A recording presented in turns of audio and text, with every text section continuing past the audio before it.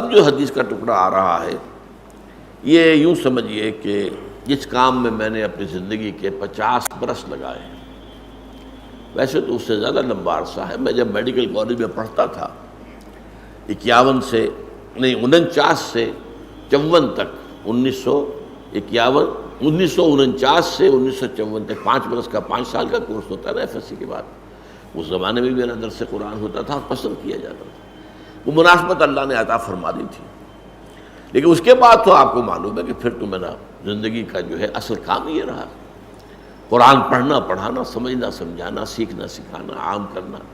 اللہ کا شکر ہے کہ بہت سے نوجوان ایسے تیار ہو گئے جو اسی انداز میں اب درس دے رہے ہیں اور وہ کام کر رہے ہیں۔ چراغ سے چراغ روشن ہوتا ہے، ایک اکیلے آدمی سے کیا ہوگا، لیکن یہ ہے کہ آگے اگر اس کام کو لے کر چلنے والے ہیں تو گویا کہ میری محنت سفل ہو رہی ہے۔ اب اس کے اعتبار سے یہ حدیث بہت اہم ہے اس کام کے لیے۔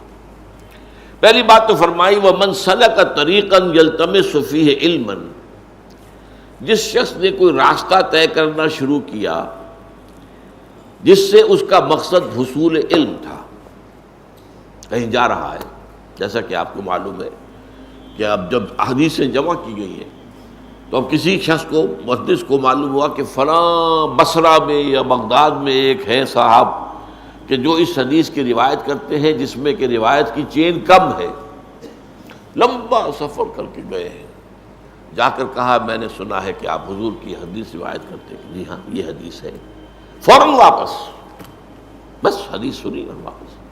وہ کہا بھی پہ تھے نہیں میں ایک مقصد کے لیے آیا تھا اور میں اس مقصد میں کسی اور چیز کو اس میں شامل نہیں کرنا ہے، خالصۃً لوجہ اللہ۔ تو ظاہر بات ہے کہ علم کے حصول کے لیے، اور پھر بعد میں ظاہر بات ہے کہ لوگ سفر کرتے تھے، جاتے تھے مراکز علمی میں، اور آپ کو معلوم ہے شیخ عبد القادر جیلانی رحمۃ اللہ علیہ کو جب ان کی والدہ نے روانہ کیا تھا حصول علم کے لیے تو کچھ اشرفیاں ان کی جو صدری تھی، یہ واسکٹ جو ہم پہنتے ہیں اس کے اندر سی دی تھی کہ یہ وقت آئے گا تو کسی کو ضرورت آئی۔ وہاں راستے میں ڈاکوؤں نے ڈاکہ ڈالا، ڈاکوؤں کا سردار ہر ایک سے پوچھا تمہارے پاس کیا ہے، اب سب کہتے کچھ نہیں ہے، لیکن پھر تلاشی میں کچھ نکل آتا تھا۔ اس نوجوان سے پوچھا کہ اس نے کہا میرے 32 اشرفیاں ہیں۔ اب یہ حیران ہوا کہ یہ اس نے کیوں صاف کر دیا، کہاں ہیں، ہمیں تو نظر نہیں آئی۔ انہوں نے کہا یہ سلی ہوئی جو ہے میری جیکٹ کھول کے دیکھ لو 30 اشرفیاں۔ اتنا اثر ہوا کہ وہ جو ہے تائب ہو گیا، وہ اشرفیہ بھی واپس کی، باقی بھی جن کا مال لوٹا تھا وہ واپس کیا، اور پھر اس کی زندگی جو ہے وہ نیکی کی۔ تو یہ چیز ہوتی ہے، یقیناً اس کے اندر جو ہے خیر ہوتا ہے۔ تو من سلک طریقا یلتمس فیہ علما سہل اللہ لہ بہ طریقا الی الجنہ، جو شخص کوئی راستہ اختیار کرتا ہے، سفر اختیار کرتا ہے حصول علم کے لیے، اللہ تعالیٰ اس کی بدولت اس کے لیے جنت کا ایک راستہ آسان کر دیتا ہے۔ طلب علم کا سفر گویا کہ جنت کی طرف سفر ہے۔ وہ علم کون سا ہے؟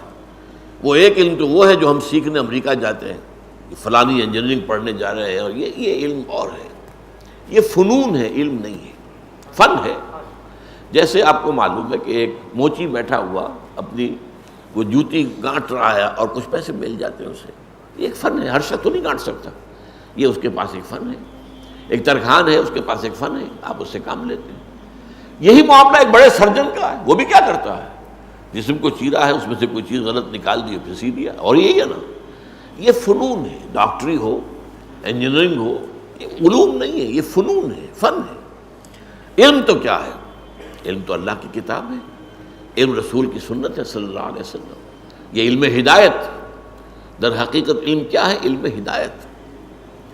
تو اس حوالے سے جو شخص بھی اس حصول علم کے لیے، ہدایت کے علم کے حصول کے لیے سفر کرتا ہے، اللہ تعالیٰ اس سفر کے بدولت، اس کے صدقے میں اس کے لیے جنت کا سفر آسان کر دیتا ہے۔ اب سنیے وہ حدیث، وَمَجْتَمَعَ قَوْمٌ فِي بَيْتٍ مِّن بُيُوتِ اللَّهِ، اور کبھی ایسا نہیں ہوتا کہ کچھ لوگ اللہ کے گھروں میں سے کسی گھر میں جمع ہوں، کس کام کے لیے؟ یتلون کتاب اللہ، اللہ کی کتاب کی تلاوت کرنے کے لیے، وَيَتَدَارَسُونَهُ بَيْنَهُمْ، آپس میں ایک دوسرے کا درس دینے کے لیے۔ ایک تو درس ہمارا ہوتا ہے، یہ مونولوگ ہے، اس لیے کہ بتانا پڑتا ہے یہ عربی ہے، اس کے یہ معنی ہے، اس کا یہ ہے، یہ ترکیب ہے، یہ ترجمہ ہے، پھر اس کا مفہوم۔ ایک ہوتا ہے کہ آپ ایک اسٹڈی سرکل بنا کر بیٹھ جائیں، ایک آیت پڑھی، بھئی آپ نے کیا سمجھا اس سے، آپ نے کیا سمجھا، آپ نے کیا سمجھا۔ اور یہ بھی ہوتا ہے بعض اوقات، یہ میں نے دیکھا ہے، انگلینڈ میں دیکھا 1970 کے دسمبر میں، کہ وہاں جو ایک ہاسٹل تھا جو پاکستانی لڑکوں کا ہاسٹل تھا، وہاں یہ ہوتا تھا جمعے کے بعد بیٹھ جاتے تھے لڑکے، اور وہاں کے لڑکے کون سے تھے، ایک پی ایچ ڈی کر چکے دوسرا کر رہے ہیں، یا ایک M A M S C کر کے آ کے پی ایچ ڈی کر رہے ہیں، وہ تھے، وہ کوئی پرائمری کے یا ہائی اسکول کے تو نہیں تھے۔ اب وہ کیا کرتے تھے، حلقہ بنایا ہے، بیٹھے ہیں، ایک رکوع جو ہے قرآن کا آپ نے پڑھا، آپ نے غلطی کی تو اس کو تصحیح کر دی گئی، وہی رکوع دوسرے نے پڑھا، تیسرے نے پڑھا، تاکہ تجوید صحیح ہو جائے۔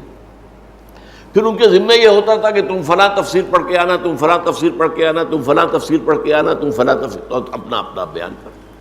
تو اسے ہم کہیں گے اسٹڈی سرکل۔ یہ تدارس ہے، ایک ہے درس اور یہ ہے تدارس۔